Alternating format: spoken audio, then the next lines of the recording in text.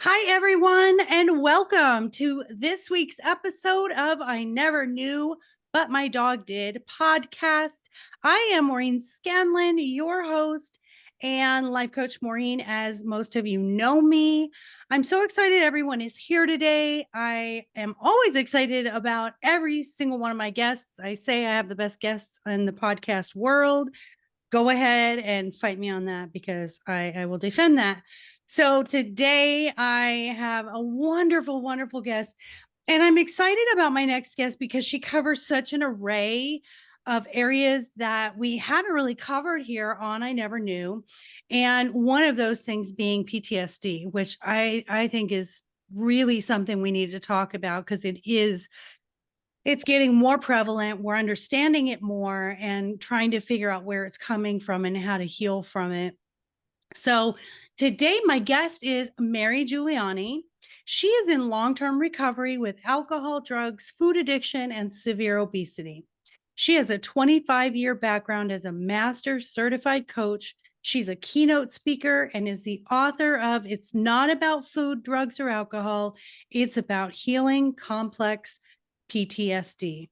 She specializes in supporting survivors in healing from complex PTSD, achieving long-term recovery, and turning their pain into purpose, which I am a firm believer those experiences we have can really help others and also help us heal.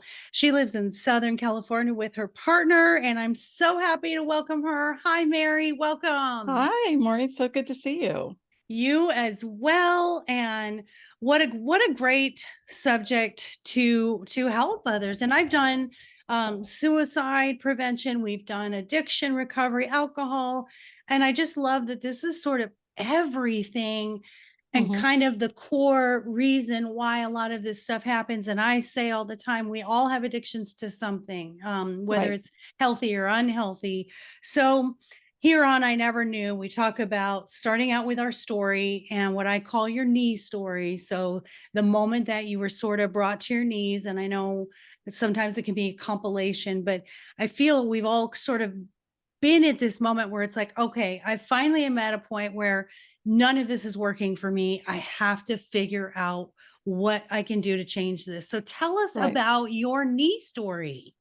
Oh, cool. I will. I've never heard it referred to as a knee story, but my first major knee story was when I was 27 years old, and I had been drinking like every single day for 10 years and smoking pot and cigarettes and partaking in other party drugs and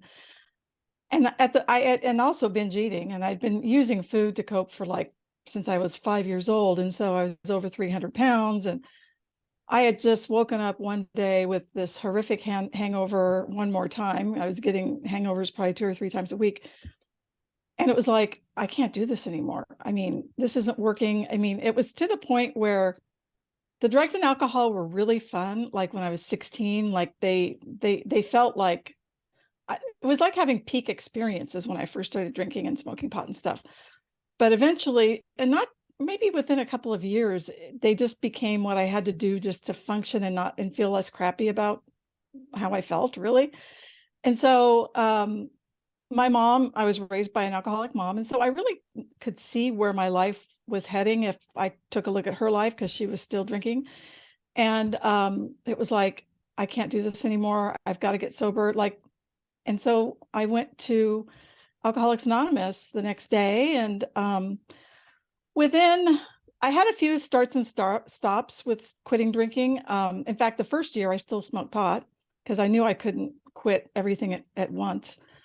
And within a couple of months, I ended up staying consistently sober. And over the course, and then I quit the marijuana a year later. And after that, I was like completely drug and alcohol free for 12 and a half years. So that was my first knee moment. It was like, I hated my life. It was like a nightmare that I couldn't seem to get out of. And I had tried to quit on my own, but just couldn't even get one day off of alcohol and drugs. So that was my first knee moment. And then I ended up going to OA, over Eaters Anonymous, after about a year of sobriety, and started losing weight and getting into healthier habits and stuff like that. Wow. Did you stay sober after the 12 and a half years, or did you have a fallback? Well, what happened was I, was totally into my recovery, was doing meetings, had a sponsor, and I was also doing a ton of other personal recovery things, reading a lot of personal development books, working with therapists and coaches. And so after 12 and a half years of sobriety, I was at the end of a relationship.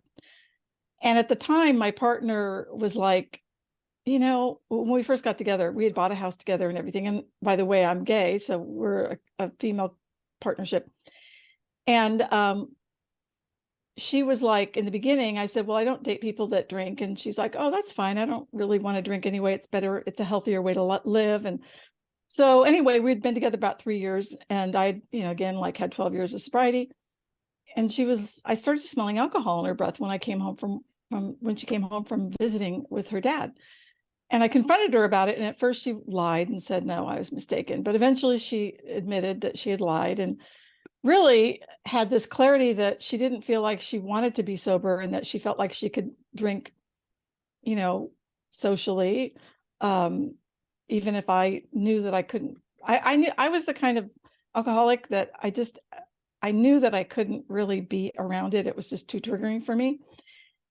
Anyway, so she really took a stand for like, I don't think I should have to stay sober just because you are. So we went to therapy, and it basically became sort of like a deal breaker. Like either she needed to be able to drink while we were together, or we were going to break up. So that's when I had what they call in Alcoholics Anonymous, the insanity of the first drink, which is, thinking that somehow it's going to be different. And for me, like I said, I had been on this straight and narrow path for all these years. I mean, my whole life was completely like unrecognizable. I'd lost 140 pounds. I had a successful business. So I looked good. I was even saving for a 401k. I mean, this is coming from being a literal, like, drunk and loaded, severely obese person for 10 years. So to me, it was like, I had a house 2 miles from the beach. So I was like, well, maybe I have worked through what was causing me to drink. And the only way I can figure out if I really, maybe that once an alcoholic, always an alcoholic isn't really true. But the only way I can really find out is if I experiment with alcohol. And plus, I was so desperate to save my relationship, I thought it was worth it and worth the risk. And I convinced myself that, well, okay, so if it works, then I can drink normally and we can go on with our relationship. And if it doesn't, I'll simply just go back to AA like I had before, and I would get sober again. Like it wouldn't be a big deal. Sounds I never, simple, doesn't it? yeah, yeah, Sounds like a plan. If only life were as easy as that. yeah. And so I hadn't really considered the idea of what would happen if trying to get sober again didn't go well. Anyway, we went out and drank for the first time, had dinner and ordered wine. And it was kind of anticlimactic because I don't really like beer was my main thing, but she liked wine. So we had wine. And then and I didn't get really drunk that night, but maybe a bit buzzed. But within a few days, it was like I was bringing beer home, buying it, bringing it home. And then within like a week, I was drinking every day. And within 2 weeks, I was back to my 12-pack of beer a day. And when I drank, I had to smoke cigarettes. It was just like not an option. It went together. Yeah. And I had to smoke pot too. And so there I was back again. And, she just wanted a social drinker to be with. And, I was, hardcore party animal, and it was really uncomfortable for her. And so it was clear that I, couldn't handle my alcohol. And it was clear to her that she couldn't be with me and wasn't willing to stop. And so we ended up breaking up. And it was so painful, this breakup. And at the time, my book is about learning. I had complex PTSD when I was 57 years old. I was only like 40 at this time. So I didn't understand the whole trauma piece in here. Right. But I didn't realize that the breakup was not only painful because of course she was, my primary relationship. We were like a family. And for me, it was really like my only family because I was kind of estranged from my family of origin because it was so dysfunctional. Yeah. And so not only was I grieving the loss of the relationship, but I was really grieving a lot of the unprocessed losses of not having a family really that was there for me growing up. So it was like I was losing my family all over again. So Yeah. I stayed like spinning around in this addiction spiral. I tried going back to AA within a couple of weeks after I started drinking again.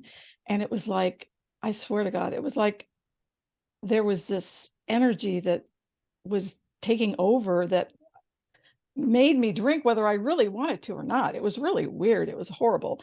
Mhm. And so, and then it was also horrible. Like, I felt like I was in two parallel universes.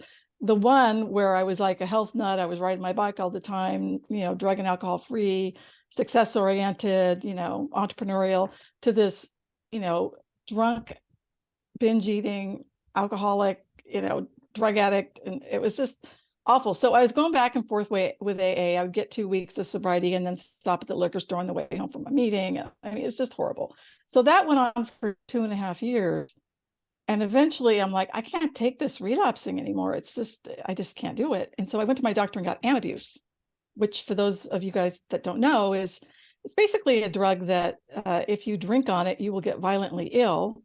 And that. And so it takes the pleasure reward component out of drinking because it's going to make you feel horrible and get sick. So you won't drink. And it stays in your system for like 3 or 4 days. So you can't just impulsively drink when you're on it. And so thank God that worked. And I was able to, because it stopped the cycle of me continually relapsing. And so I went back to AA and got sober. And I've been sober ever since. And that's been over 20 years now. But what was the second knee experience? And it wasn't so much a knee experience, but it was more of a, what's the word for it? A major aha moment that gave me so much clarity and so much understanding of why I needed to drink the way I did in the first place, or why I needed to eat the way I did and do drugs, and why I had difficulty with relationships. And that was when I was 57 and I learned, I was just, reading, I found out about this book about trauma from a recovery podcaster that I really liked. And she had rated it as the best book she had ever read about trauma. And I never thought it really would apply to me because in my mind, a person would need to have physical or sexual abuse or some other really super overt, horrific thing to experience trauma in childhood. But I'm a major psychology geek. And so I love learning about stuff. And I'd never really learned about trauma. So I buy the book. It's called The Body Keeps the Score, Brain, Mind, and Body in the Healing of Trauma by Bessel van der Kolk, who's like the leading expert in the field. So I bought it on Audible. So I'm listening. And I mean, within the first, I don't know, like 30, 40 minutes, I'm like, oh my God, this is me. This is like, he's describing how the symptoms of trauma and what causes trauma, childhood trauma, and how you don't have to have physical or sexual abuse to experience trauma. In fact, I was raised in an extremely chaotic alcoholic home where my mom would rage at my dad like on a regular basis for over a decade. And so I witnessed emotional trauma between my parents, occasional physical. She would occasionally slap him and throw things at him as well.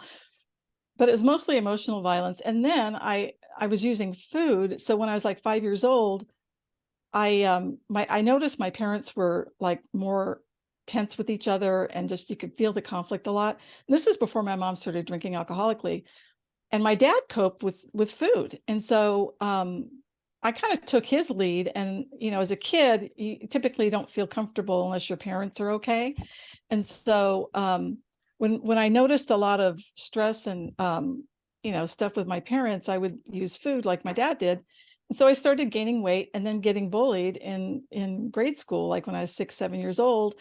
And so that added another level of stress and need to soothe with food.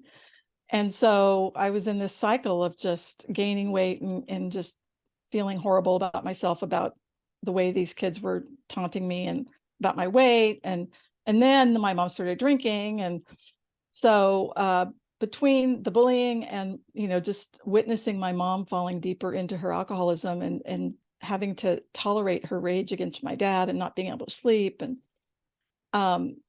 my, eating just got to the point where by the time I was in high school, I was about 225 pounds. And then I was introduced to alcohol. And then I lost 80 pounds through this, weight loss program that was 500 calories a day and HCG shots. And anyway, so when I went back to school as a sophomore, I was like normal weight for the first time in like my whole life. And so it was the same year that I got introduced to alcohol and drugs. And so I'm at this party, and I noticed that all these kids are there drinking beer and smoking marijuana. And I'm thinking I'm going to a kid's birthday party at her parents' house.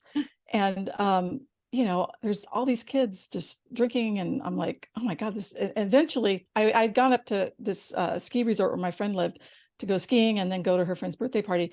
And I realized, oh my God, there's no adult supervision whatsoever. This is awesome. And then we were offered a beer, and I knew I didn't like the taste of beer because I had tasted my mom's and dad's before, and I just didn't like the taste. But it seemed like everyone was having so much fun. I was like, well, I want to try it. I want to see how it makes me feel. And so I got a beer, and I hated the taste, but within about drinking about half of it, I experienced like this ripple of well-being in my body that was intense. I was like, oh my God, this is amazing. So I drank the rest of the beer and went out and found another one.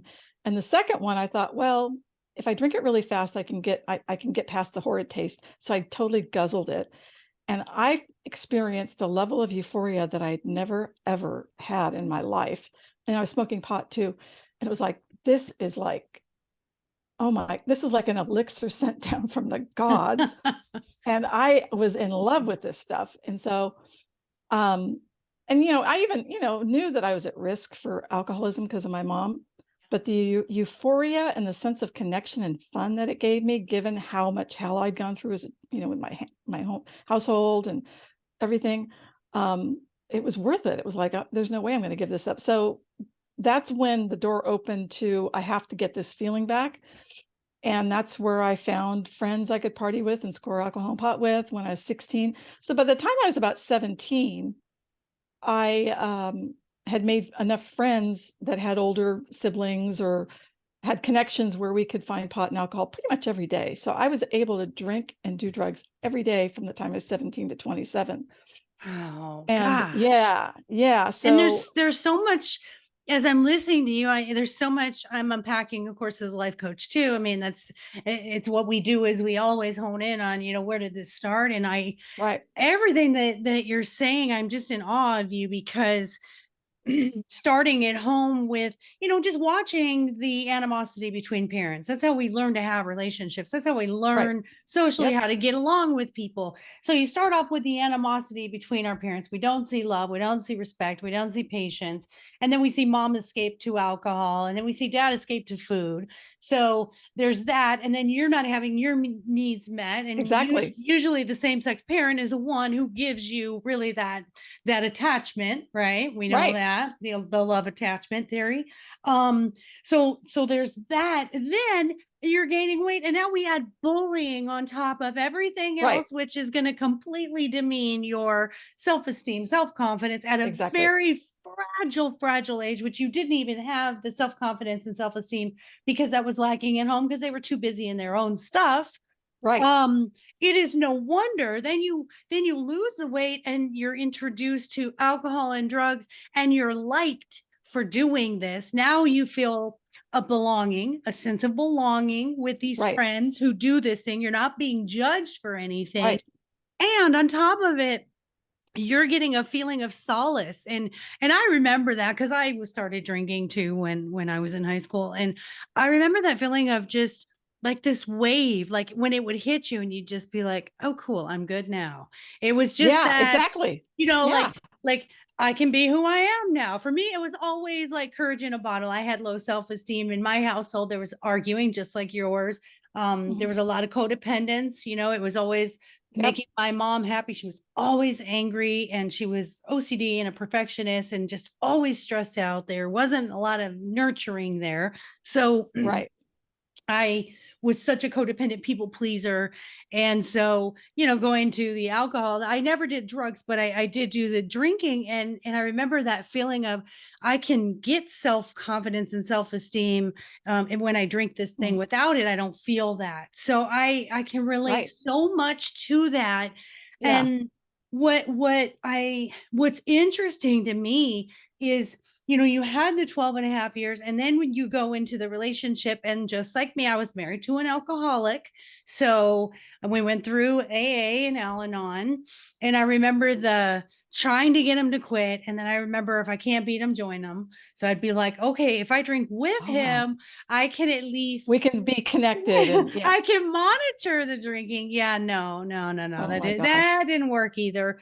And I do remember asking him, he'd been going through AA. I was even 9 months pregnant while we were going through AA. We were about to divorce, and I found out I was pregnant with my third child. And so, yeah, so not that would why that would save. It wasn't to save the marriage, and we were headed on the outs anyway. But we would go through AA, and I remember he didn't come home, and I'm going all over the city in Scottsdale, Arizona, to bars to look for him, calling police. It Oh was just no. always dysfunctional. But I remember asking him, "Do you ever think about me and the kids when you put that bottle to your mouth?"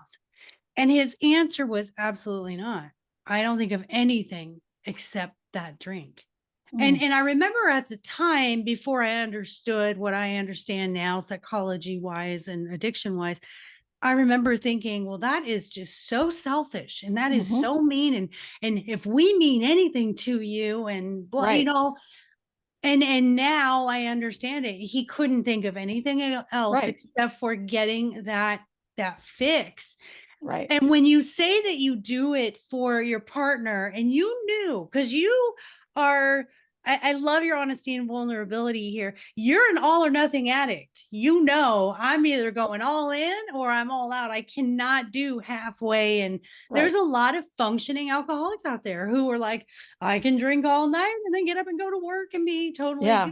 good. In some ways, I think I'm grateful that it's so severe because I know, I mean, literally, I have a mantra that if I ever even start romanticizing the idea that I can drink, my mantra is, Mary, picking up a drink equals dropping a nuclear bomb on your life. That's it, because it That's a does. strong mantra. That is, Yeah. that's a slap in the forehead, just to stop And you in your tracks, right? yeah, and like I literally visualize everything I hold dear getting blown up because that's what happened when I relapsed. I mean, I lost my relationship, my house, my health, I was a coach then even, I mean, my business. So anyway, so the thing that was a huge breakthrough was when I read that book, The Body Keeps the Score, and realized that the reason why I even felt the need for such relief as a child and then as an adolescent with alcohol and drugs was because first of all, I had complex PTSD, which is a more severe form of PTSD, since it happens in a very developmental period for children when their brains are developing, when their self uh, concept is developing, their sense of the world is developing, and their relational aspects of themselves are developing. So, and it develops in the context of close family relationships. And so learning that I had complex PTSD and how it changed my brain, body, and mind, before understanding this concept, I just thought PTSD really was more of an emotional kind of psychological thing, and that maybe you could do talk therapy and have medication and that might handle it. But after reading this book, I'm like looking at these brain scans of kids that were, severely abused or neglected. And you can see right in there's like a normal brain scan of a child of, 3, 4 years old and a abused or neglected child. And the one on the abused, neglected side, there's literally dark spaces where brain activity is not even happening. Wow. And it's over happening in the back part of the brain, which is the fight, flight, freeze section. So what I learned is that when you are exposed to that level of toxic stress, you don't have the support to deal with it, your brain automatically underdevelops the front part, which is called the prefrontal cortex, which is in charge of impulse control, emotional regulation, future planning. And it overdevelops the back part, which is responsible for fight, flight, freeze, which is like, just being hypervigilant, making sure that, you're going to survive and be safe. So what that helped me understand is that I had impulse control deficits because of the way my brain developed. So it made sense why I had a hard time stopping eating when I was full. It also made sense why I was anxious and needed relief because of the way my brain developed and just being in such a high conflict environment with my parents. Yeah. And it also explained, and also, I mean, oh my God, some of this research, and this is all in my book, that kids that were raised with high levels of adversity, like, being raised in alcoholic environments, parents with anxiety or depression, domestic violence, that sort of thing, typically have about half the beta endorphins levels in their brains. And those levels are responsible for the feel-good chemicals. And so what that explains is that when I picked up a drink for the first time, it was almost like I was bringing myself back up to a normal level. Yeah. It was like, oh, this feels really good. This is probably what normal people feel like. They don't. And so it's like, it helped me understand that I was not on a level playing field with kids that had not been traumatized. That's why someone like me can pick up a drink and feel like it was an elixir sent down from the gods. And another person can go, it's okay. I can take it or leave it, because they've got the levels that they need to feel, okay. And so that's fascinating. And they say that a lot with with the mental health medications too. I remember my daughter being diagnosed with bipolar, and I remember her PCP giving her medication to help with that. And he said that same thing. He said, I'm not giving you something to help you with anxiety and depression. I'm just helping you come to baseline. Yeah, So exactly. it's just like you said, that I just have to bring you to where everybody else is, and then we'll deal with the coping skills of the other stuff. Exactly. And Chemical so, imbalance. yeah, well, or just deficiency. Yeah. Yeah. And so, so a few things were so profound for me when I learned this. Well, the first thing was, oh my God, it was never my fault. And, I mean, I didn't ask to be raised in that type of home. I didn't ask for my brain and body and mind to change and be basically set up to need this kind of relief, or be raised by parents that modeled, addictive behaviors with food with my dad, alcohol with my mom. Right. So, it really helped me let go of a lot of shame, because, and even in AA, they do say, well, your addiction is not your fault, but you're responsible for your recovery.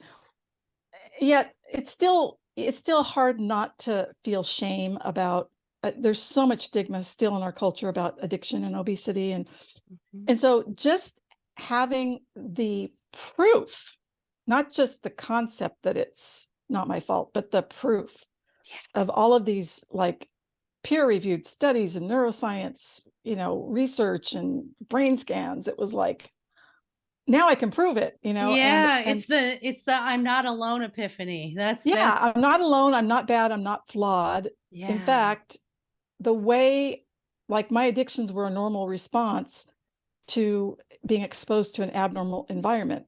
I know not everybody that's exposed to this environment develops these types of addictions, but they have to cope in one way or the other. Right. And so if it's not drugs, alcohol, food, it's going to be over caretaking other people. It's going to be screen time, porn, overworking, depression, anxiety, whatever. Yeah. But, so it relieved me of a huge amount of shame. It also informed me, and this was another kind of major aha moment, is when I get to the point in the book where he says, no amount of talk therapy can completely heal trauma. And I'm like, what? So here I am, 57 years old. I've been on this journey in the recovery world for 30 years. And the only kind of stuff I did to heal was talk therapy or 12-step or, self-help books or psychiatrist or whatever. Yeah. And so I'm like, oh my God. So this whole time, not to discount what I'd done, because it had, helped me enormously in terms of improving my life. But here was the other thing. I was still struggling with food, caffeine, sleep, relationships. Mm-hmm. And so what I was learning was, if I had been told that I had a literal post-traumatic stress disorder, I could have gotten the right types of therapy for the most optimal level of healing. And so it was a mixture. On one level, it was like, oh my God, there's hope for me because there's trauma-based therapies that can help me heal because what he talked about is the body, the trauma lives in your nervous system and how you respond to events that remind you of what happened to you growing up. And so you have to use therapies and practices that address healing the trauma that lives in your body, as well as in your mind and your worldview and your relationships. And so, so I was relieved, but then I was pissed. I'm like, why, I'd seen probably, 12, 13, 14 therapists over the years, several psychiatrists. I'd been on antidepressants and stuff like that. And they helped tremendously with anxiety, because I had really bad anxiety where I was just always ruminating and worried. And so that really helped a lot. But I was still struggling in certain ways. And so, after you struggle for all those years, even though you're sober and, you have what appears to be a normal, successful life, it's hard not to feel like you're somehow just inherently flawed or broken. Right. So anyway, so then I started learning about the different ways that I could heal my trauma, and just all the ways that it impacted me. One of the major aha moments was learning that childhood trauma, which is also known as complex PTSD, FYI. Okay. Yeah, so complex PTSD is really another word for childhood trauma. Another word that they use is developmental trauma for childhood trauma. Okay. But anyway, so, and I go over all the different terminology in the book, but is childhood trauma is relational trauma. When I first heard that, I'm like a light went off, because I just didn't put it together that the reason why I struggled with long-term friendships and to maintain them, or romantic relationships, was because I was getting triggered into a trauma response because I had this unhealed relational trauma. Like, for example, so, a lot of my trauma was witnessing my parents' conflict and my mom being drunk and raging at my dad. And so conflict never got resolved in my house, ever. And so I didn't know this, but when a conflict would come up in my relationship, I would immediately, tense up, but I'm not even aware of it at the time, and avoid it, because, well, it's not going to get resolved anyway, and I want to protect this attachment relationship from falling apart. So a lot of times conflicts just get brushed under the rug because they're too terrifying to confront. And then with my long-term friendships, things like I would have these friendships, and then like something would bug me about the way they were behaving. Maybe they were like 15 minutes late every time we got together, or they would say things that felt disparaging or whatever. But my fear of confronting them, because it was so overwhelming, the idea of confronting them, that instead it felt safer to pull away and let the relationship slowly die. And so, like, here I am, like, I'm this life coach. I'm, helping all these people improve their life. And like, I have hardly any friends. As my husband says, sometimes you got to coach the coach, and Yeah, exactly. you don't I'm like, see it in your, it's so hard to well, see and it in ourselves. I couldn't understand it, because I mean, from a psychological level, I was really on top of so many things, because I'm a total book person. I mean, I probably go through 3 or 4 books a month. So I understood attachment theory. I understood, cognitive behavioral theory. I understood how to use I statements and conflict and all of that. But I didn't know that I was having a visceral reaction that was so overwhelming that it was safer to pull away. Yeah. And I didn't know that until I healed on a body, brain, and mind level, that I would continue to feel uncomfortable. Also, social environments were really uncomfortable for me. Like as soon as I would get to like a party, I would like head for the snack table to kind of medicate there, or I'd like Yeah. go to the bathroom a lot just to get away. Yeah. And I couldn't wait to leave, And so social anxiety is another, because it's relational therapy, relational trauma. So Right. until you learn how to heal those things, you're going to have difficulty in relationships. And the problem with that is that the whole reason why I needed to medicate with food and then drugs and alcohol was because I wasn't getting my attachment needs met with people. Yeah. Yes. So, so really the external regulators of my needs were in, were substitute relationships for people. And then once you learn that and you get the kind of the addictive process going, that's why, like with you were talking about your husband, it's like when you're in an addictive relationship with a substance or behavior, that's your primary relationship. That's your primary way to soothe yourself.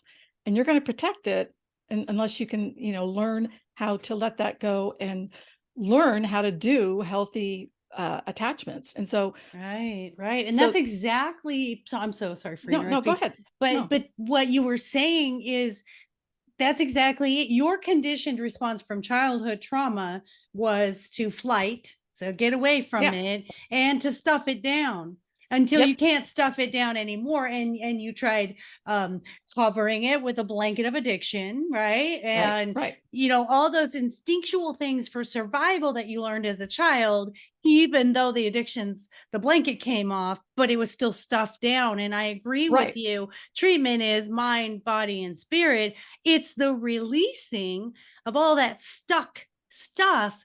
right, And as new experiences come up for us in life that are struggles, you have to learn those coping mechanisms of letting them go in a healthy way. right, Running, nature, exactly. meditation, all those kind of things. So is that sort of your idea of treatment that you help with in your book and in your therapies that you do? Tell us about your method. Sure. Yeah, sure. So first of all, I mean, just one last thing before we get into recovery Sure. is the shame and the guilt I had over my addictions were almost as destructive as the addictions themselves, because I just felt so broken and just knew that people would judge me. So even though I had been like, I'm 63 now, but it wasn't until I could prove that my former addiction history was a response to trauma and it wasn't my fault,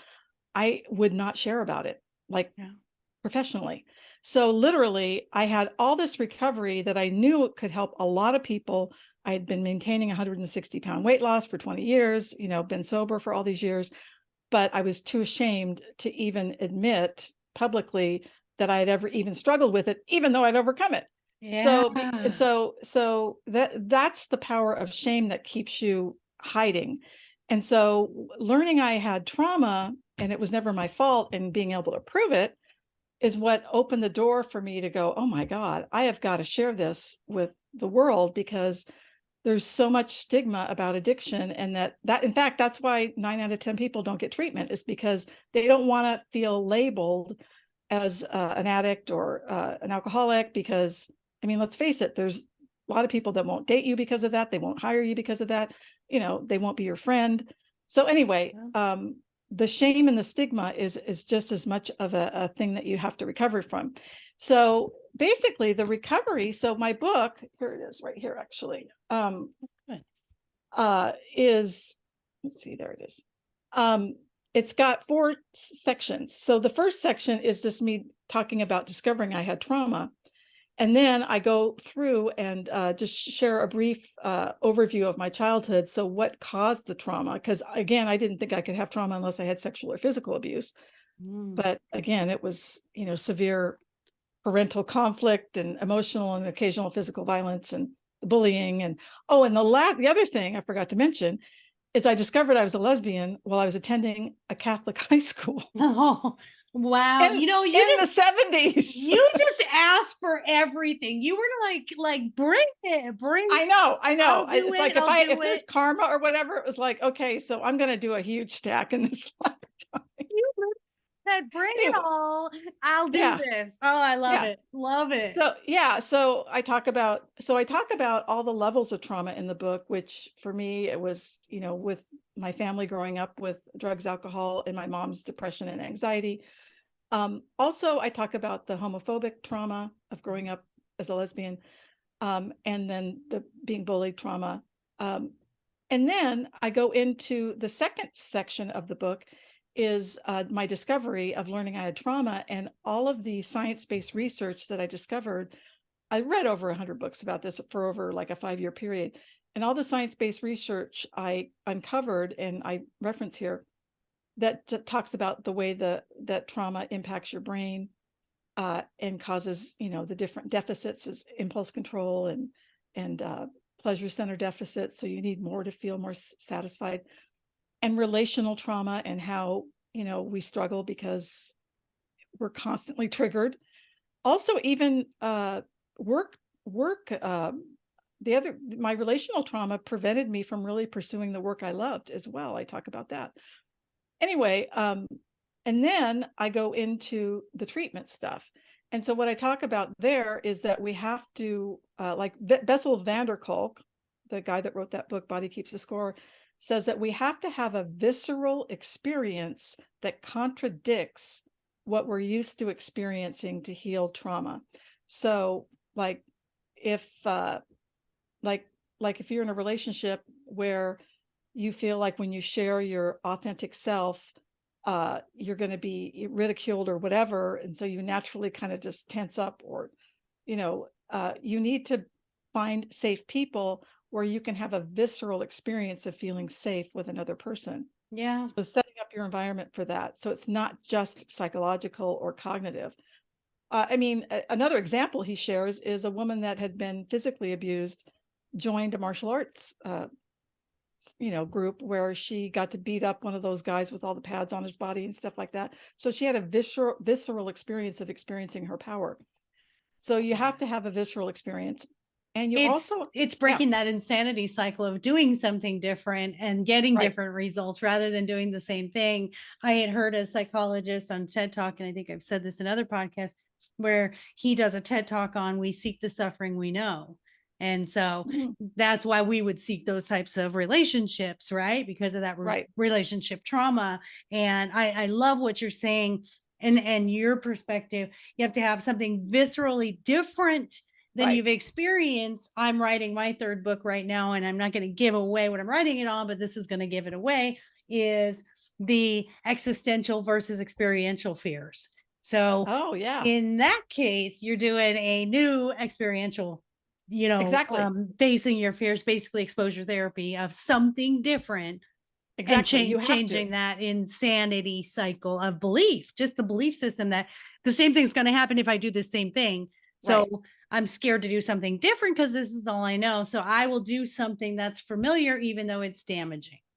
Right. Exactly. And so we talk a lot in the trauma world about needing to have a corrective relational experience or a corrective experience. So again, it's not just cognitive. You need to purposefully have these corrective experiences. And so I talk about that. I'm looking a little bit at my part 3, the trauma healing and recovery journey. So I talk about where to begin your journey. I talk about 4 different experts that talk about what the goal is with trauma healing and recovery. And also I talk about building resilience, which is usually very much lacking with trauma survivors. So resilience in this context is not about being tough-minded. It's really about being able to regulate your nervous system, which is your sense of well-being, without needing to use drugs, alcohol, or other destructive behaviors. And so one of the most powerful things, which I think is what helped me in AA, is relationships are key, and so and typically we're not comfortable with relationships. So you can start with safe relationships, which are groups, like any kind of 12-step or not. You don't have to do 12-step if you don't like 12-step, but even an online group where there's a container of safety that's set, where you can be who you are and know that you're not going to be abused or ridiculed. Yeah. So you've got to experience sharing who you are in a safe environment. And then moving from that, going into one-on-one relationships. And a lot of us in the trauma world start our very first close relationship with a therapist or a coach. So however you can do it, you need to really be able to step, because like life begins outside our comfort zone, right? Right. But the thing with trauma healing is you don't want to take on too much, because you can re-traumatize yourself. So you want to take it in slow, safe steps, but not so safe that nothing changes. Mm-hmm. And then the other thing I talk about is redefining relationships to meet your needs. The other issue with trauma survivors is we keep our trauma alive by engaging in toxic or unhealthy relationships. Yes. With either family, romantic partners, friends, workmates, because that's what we were told, and we haven't learned boundaries. We haven't learned how to raise standards. And so if we're going to heal our trauma, we've got to heal our relationships. So I've got worksheets and everything on how to identify your level of satisfaction in your relationships, how to move towards a healthier relationships, how to let go of relationships. Sometimes you need to go no contact with people. I went no contact with my mom for a few years, and it was what I needed to do. I'm no contact with people in my life, including my oldest daughter right now. And it's just, you can love them. You just love them over there. And it doesn't mean we have to interact with one another. I absolutely love that third one that you talked about. And I agree 100% because, excuse me, because learning that, so what we tend to do is that's the norm. So that's the norm. Those people have been in our lives. And I think people feel an obligation. We're related, or have spent a lot of time with people. We think that we owe them something. And that was a really good trauma healing for me, was being able to say no more, being able to say, I this doesn't serve me anymore. And my favorite saying is, this contract has ended. And you can have contracts with people that are a reason, a season, or a lifetime. And when you just no longer find joy from the relationship, it's okay for you to walk away and not wait. Like you would ghost people because you're like, I'm just going to subtly just kind of walk over here, and we're not going to make it. It was kind of like a gradual ghost. I mean, you know what I mean? It was, but I mean, but now I have an understanding of that, and I have compassion for myself. That's the other huge piece of trauma healing, is understanding that the way we responded to our discomfort was the best way we could to survive. And we're not bad or broken people. We've done the best we could. And with the right trauma healing and support, you can choose and find different ways to get support you need to heal and go on to thrive. The other thing is shrinking the critic and letting go of guilt and shame. Guilt and shame are like learning the self-forgiveness process, Being raised Catholic, I was taught that I needed a priest to forgive me, and that I was born with original sin, which is basically being born with being morally corrupt, basically. Yeah. And so not even realizing that was still operating in my consciousness, but it came up when I was trying to forgive myself. And I'm like, well, you can't just forgive yourself, like where is this coming from? Wow. And I realized it was still that part of me. Well, if I forgave myself, I mean, I could like go hog wild and ruin my life and everyone's life in my path. I mean, like assuming that I'm like this morally correct, like I don't have the ability to make moral decisions, and once I really questioned that, I'm like, Mary, do you believe that you can make moral decisions of right and wrong? Well, of course I can. But it wasn't until I questioned that I realized that old programming from my 12 years of Catholic indoctrination was still running. And Yeah, so because you realized you had a choice then, because yeah, growing up, exactly. you didn't think you had a choice. And then it's all of a sudden, that moment that 1 minute you don't think you have a choice, and then you realize, oh my gosh, I don't have to believe these things anymore. But Right. like you said, sometimes you don't even know they're in there. And Well, there was so much coercion just growing up in that church, because it was like, if you don't believe, you're going to hell forever, ever. yeah, That was yeah, one of the things, you have to believe it, or it's blasphemy. And so, yeah, so I did yeah, that. And then learning how to let go of shame. I did a lot of Brene Brown work around that, which yeah, is huge. Shame is such, just that inherent feeling that you're flawed and unworthy of love and belonging. yeah, So that's a big piece I do in the book. And I have worksheets on that as well. And then also I use neurofeedback, which is a way to help optimize your brain function, which is a system where there's no actual energy that goes into your brain, but basically you use electrodes to track it's like an EEG, electrodes to track your brain frequencies. And then it's hooked up to a laptop where there's a program that identifies if you're in optimal frequency levels for different parts of the brain. And when you are, you get feedback, positive feedback, like a sound of a tone and the screen getting brighter. But if you get out of that optimal zone, the screen will go dark and the sound will go faint. And so it trains your brain to prefer optimal frequencies. And so that was really helpful for me as well. It helped me yeah. with my sleep, and it helped me with my social interactions. I love that. That's neurofeedback. Yeah. And Okay. then also grieving the losses of complex PTSD. Um, you know, there's so many losses that I didn't even realize that I had lost due to the way trauma had impacted my brain, body, and mind. So I go into, how to, a lot of us are unknowingly sort of grieving sideways, like pushing it down through addictions, or, I always wondered why I loved sad songs so much. And I identified. I mean, oh my yes, God, I loved sad songs. And now I'm like, I can take a leave. right, Um, right. That's yeah, so true. When you hear lyrics that you can completely relate to because you've been there, it's that sort of moment. yeah. And then, of course, not the last, but definitely not the least, is the whole addiction recovery thing. And so once you understand why you have these addictions, and one of these doctors in the trauma world calls addiction, it's compulsive comfort seeking. I mean, basically that's what it is, but we have Yeah, this addiction word to it. right. Um, anyway, I talk about all the ways that I've gotten sober. I did AA in the beginning, but then after about 3 or 4 years, I was really felt like I needed more holistic types of approaches. Yeah. And so I've done AA, I've done OA, I don't do any of those anymore, but I did. And they were very foundational as far as helping me connect with like-minded people. And there's a space that's held really sacred for your sobriety in AA.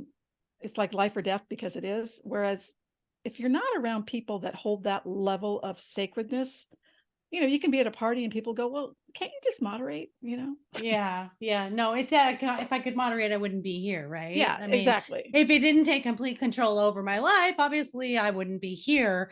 And I totally agree with you on that. Also, we're so fortunate to live in this world of technology where there are Facebook groups, there are Oh yeah, meetup groups, there are, you don't even have to leave the house, and you can exactly. literally go to a meeting with other people struggling with sobriety and helping one Yeah, another and or any supporting. kind of, and that's the thing too, is God. I don't know if you've ever heard of Gabor Mate.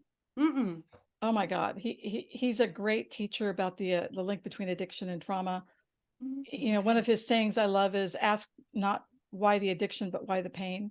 Mm. And anyway, so for me with addiction, uh, there's a type of treatment called medicated assisted therapy, and I used to really be against it because I thought it was just like, okay, giving people drugs that already have drug problems. But I didn't realize that medicated assisted therapy, MAT, I thought it was just for people that had opium problems, like to give them uh, buprenorphine, which is like a mild opiate to help them cut down on their cravings so they can quit. But Right. actually, any medication. So, like, I used the patch to quit smoking. I used antabuse when I had that relapse.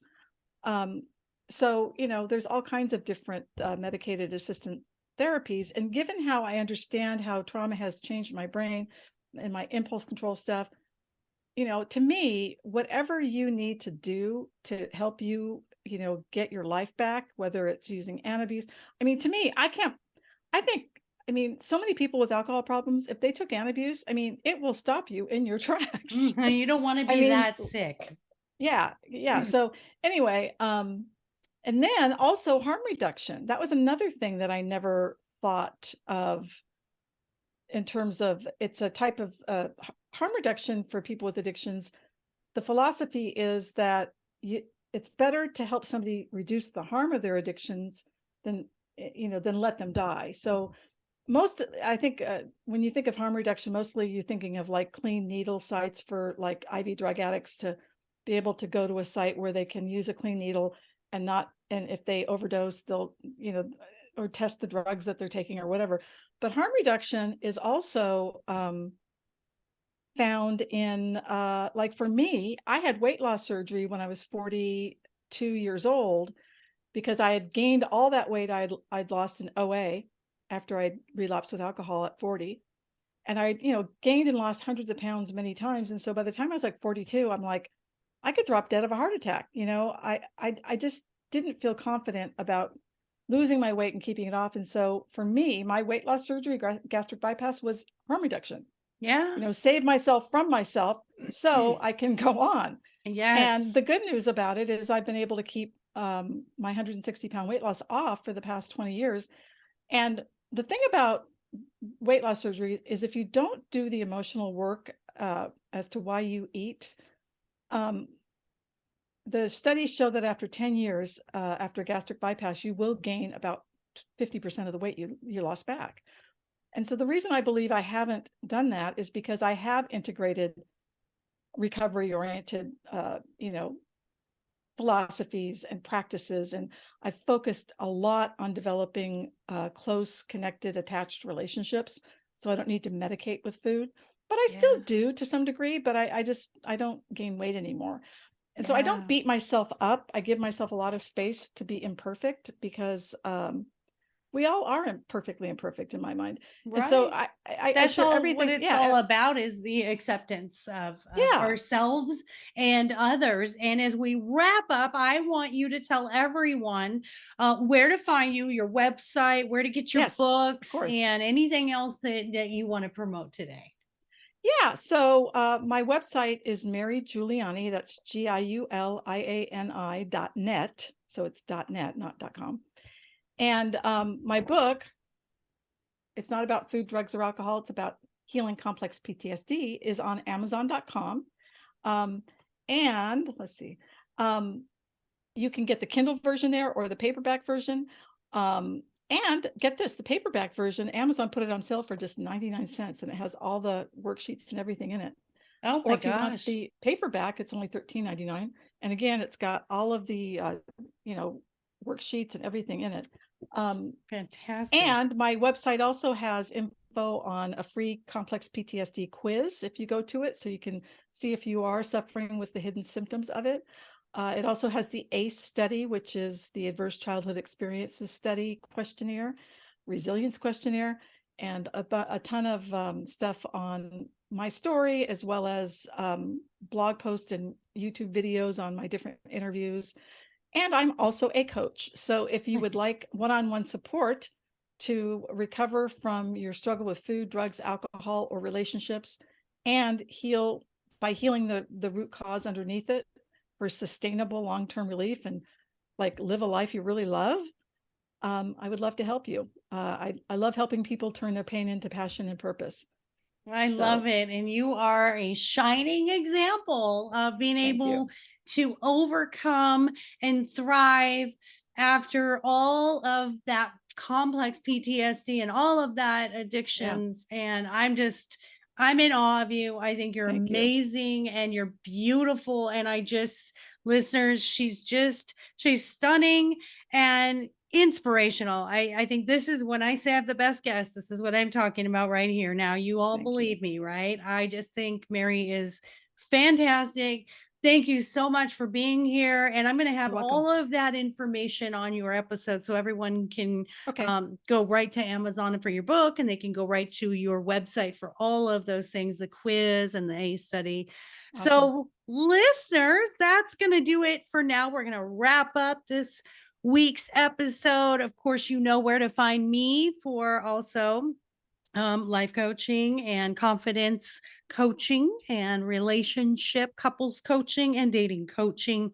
And also, do not forget to go to our doggy boutique, mydogiseverything.net, everything healthy and holistic for your puppies, because I'm all about the dogs. So, lifecoachmaureen.com, and my books on Amazon. My dog is more enlightened than I am, and my dog is my relationship coach, are also available. So, until next week, love you all for being here. Keep those reviews coming, keep your comments coming, spread the news, share this, build this community. We're all here to share our stories, be vulnerable like Mary, and help one another. There's someone out there that needs to hear the story, and you can be that catalyst that helps the change that you want to see in the world. So I thank you all so much for being here. Take care of yourselves, take care of each other, and most of all, take care of those furry babies. Until next week, we'll see you later.